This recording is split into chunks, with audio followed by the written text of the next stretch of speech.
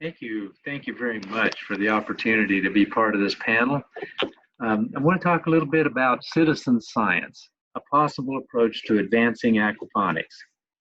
It's really clear that people are interested in sharing their information about aquaponics on social media. I found at least 90 Facebook groups dedicated to aquaponics. Most of them had more than 10,000 members, and some of them were over 50,000. In May 2020, I did a sampling of some videos on aquaponics on the internet, and 40% had more than 100,000 views. 10 of them had more than 1 million. It seems clear that more and more schools are adopting aquaponics as a way of teaching science, particularly in STEM curricula. And scientific research is increasing as well in aquaponics. Since about 2015 or a little earlier, there's been a really big increase, this green line below, in published papers on aquaponics, and a big increase in the last 20 years on papers published on hydroponics and aquaponics, aquaculture, that both of which could potentially help to inform aspects of aquaponics. I define stakeholders in this whole area as those interested in or currently working with aquaponics, and it's clear that only a small percentage of those are working scientists or doing research in aquaponics. Now, the Aquaponics Association mission includes a statement, promote the benefit of aquaponics. And as members, I think all of us, wherever we sit in one of these tracks, want to continue to help with that. Research, as we said, is participated in by a fairly small group of stakeholders, but it is absolutely critical to be able to understand the biological, the chemical, and the physical components of aquaponics and how they work together, and also in developing and testing more innovative and more efficient designs, among other things.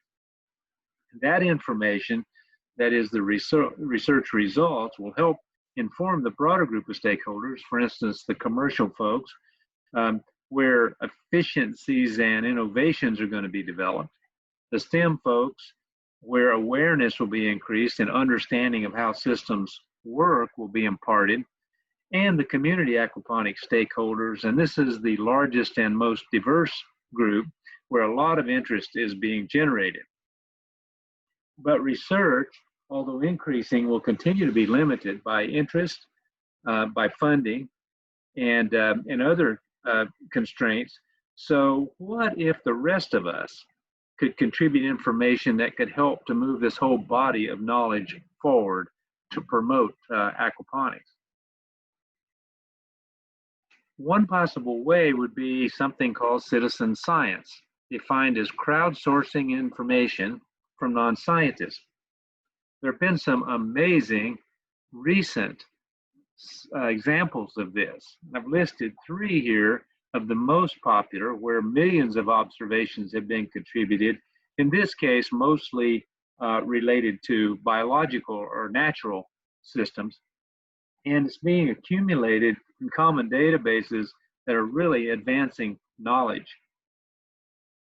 In 2015, Follett and Strenzoff in Australia did a pilot study to try to evaluate citizen science as a potential in aquaponics.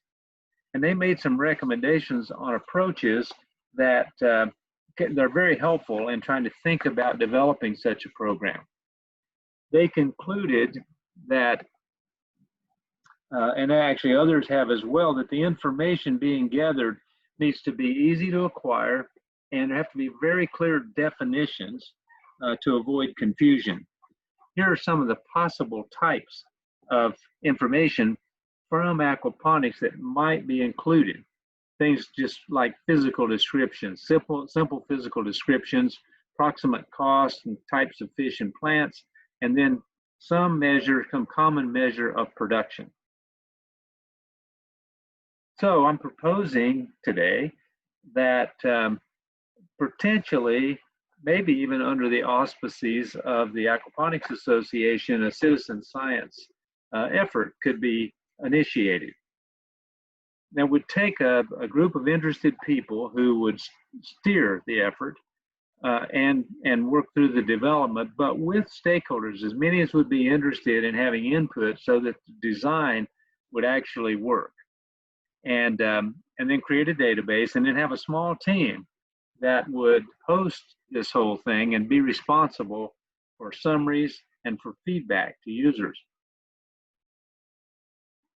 And over time, citizens actually might be able to answer the question, which we hear the most, is how much do they cost and what can you get out of one of these things? Thank you.